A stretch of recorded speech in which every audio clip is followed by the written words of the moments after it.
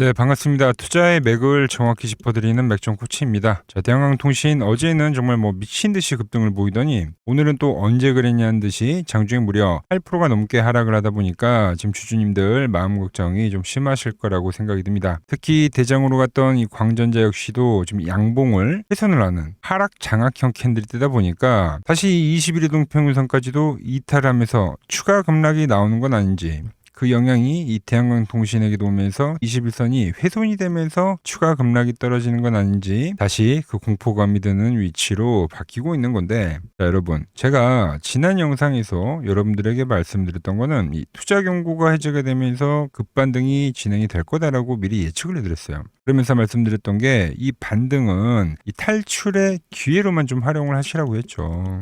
단타로 들어갔으면 수익을 좀 챙기시라고 했고요. 그러니까 이렇게 어떤 강한 상승세가 나온 종목에서 이렇게 장대 음봉, 그러니까 추세가 깨지는 음봉이 발생이 되면 이렇게 단발적으로 바로 저점이 나오진 않습니다. 충분한 이 시간 조정이 필요하고, 그래야 더욱더 더 좋은 이 맥점이 올 수 있다는 걸 알기 때문에 그렇게 여러분들에게 말씀을 해드렸던 겁니다. 일단 지금 우려했던 하락이 다시 나오는 건데, 그래서 이 대한항공통신 그럼 도대체 어디쯤 와야지 우리가 이 기술적 반등, 그러니까 전환의 시작을 예상을 할 수 있는지 오늘 시간에 좀 자세하게 말씀드리도록 하겠습니다. 본격적인 설명에 앞서서 오늘 영상의 시청률도 아래에 좋아요 한 번씩 부탁드리고요. 자, 그리고 이 대한항공통신 현재 보유하고 계신 분들은 댓글창에 보유라고 한 번씩 남겨주세요. 얼마나 많은 분들이 지금 이 종목에 집중하고 계신지 제가 확인을 해야 저도 그만큼 더 정성과 시간을 쏟아서 더 디테일한 대응 시나리오 짜드릴 수 있는 거니까, 자, 지금 바로 좋아요 댓글 한 번씩 달아주시면 정말 감사하겠습니다. 빠르게 설명해 와서, 일단 제 영상을 오늘 좀 처음 분들도 계실 거니까, 그리고 제가 이 전체적인 이 흐름을 한번 좀 짚어드릴 필요가 있어요. 오늘은 1분만 좀 정리를 하면서 설명을 해드릴 거니까 자, 집중해 주세요.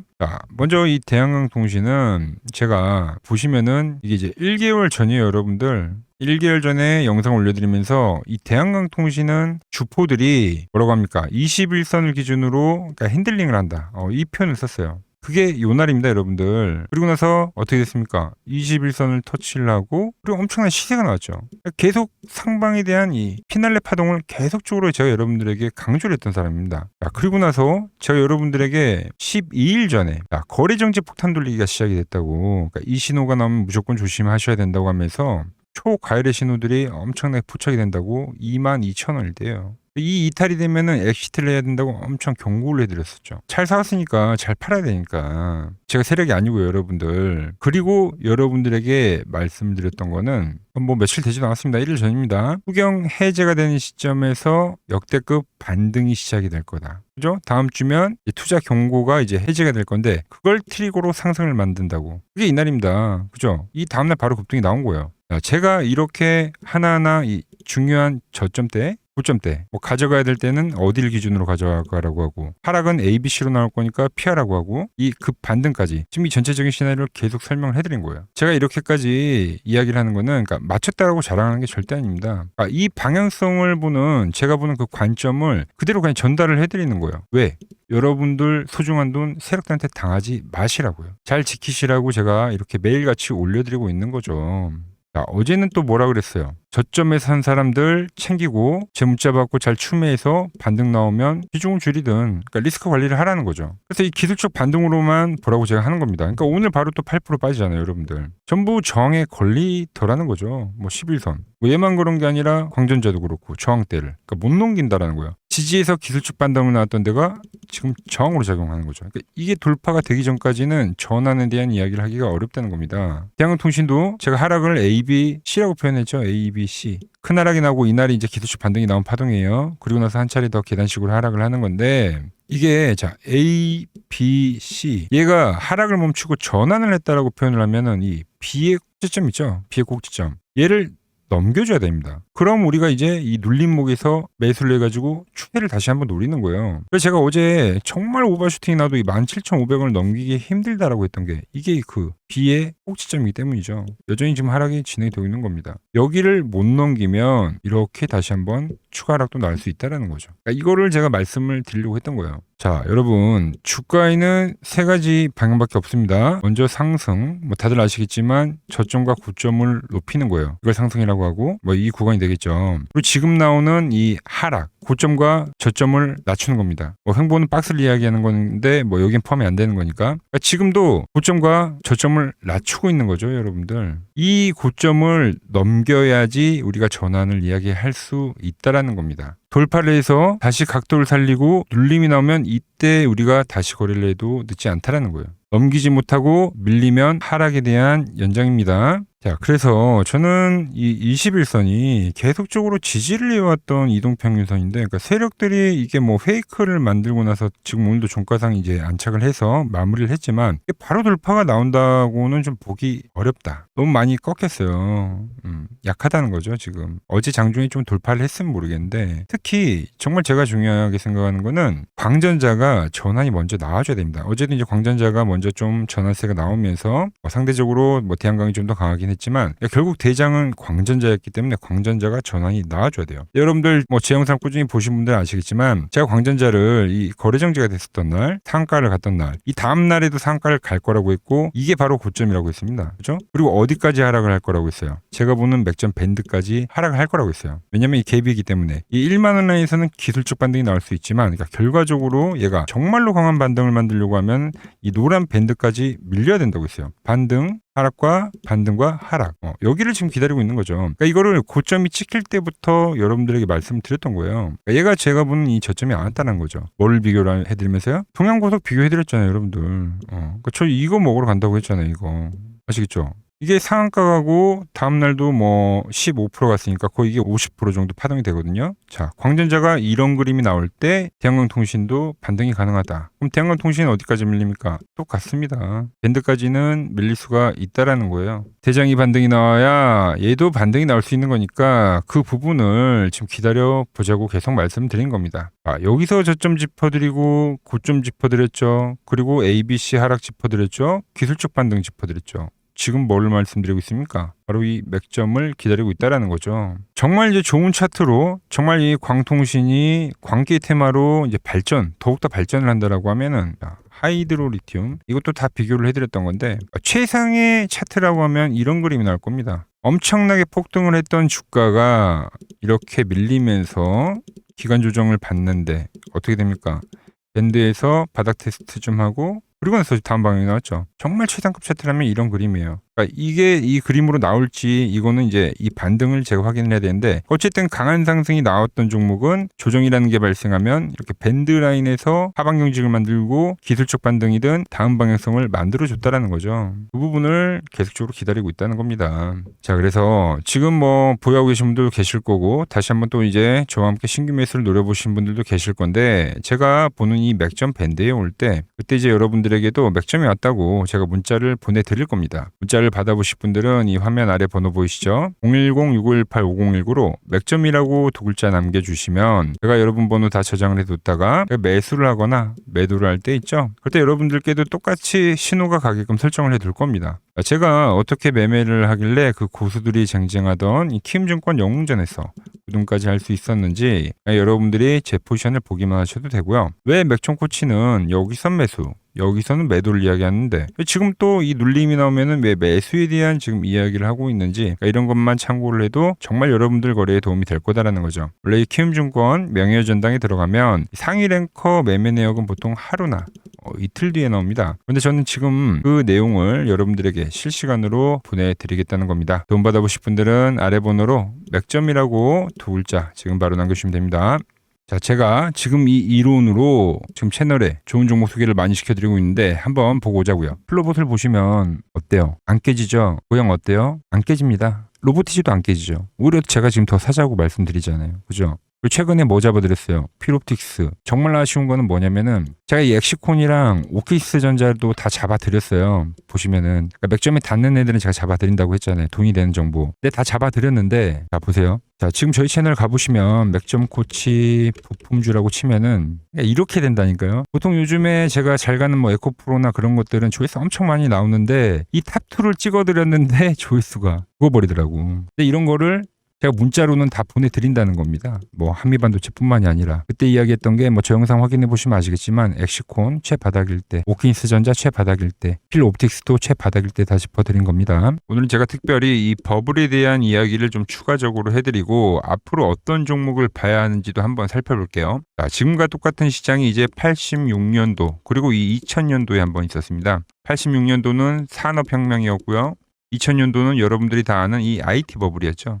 그런데 전 지금 시장은 이 86년도와 가깝다 이렇게 보고 있는 겁니다. 이 86년도 시장을 돌아보면 이때는 이제 전자화 시대의 시작이었습니다. 그러면서 어떤 종목들이 갔냐면 지금과 같은 이 기술주들이 엄청나게 가고 그 뒤에 이 인프라 쪽 건설, 철강, 뭐 조선 이런 쪽이 엄청나게 갔죠. 그리고 당연히 저금리 구간이었기 때문에 은행주도 갔고 그 뒤에는 증시도 엄청나게 상승하니까 증권도 오르더라는 겁니다. 그리고 이때가 뭐였죠? 이 3저 호황기였죠. 뭐 저금리, 저유가, 뭐 저달러. 자, 여기서 이제 딱 무릎을 치게 하는 거죠.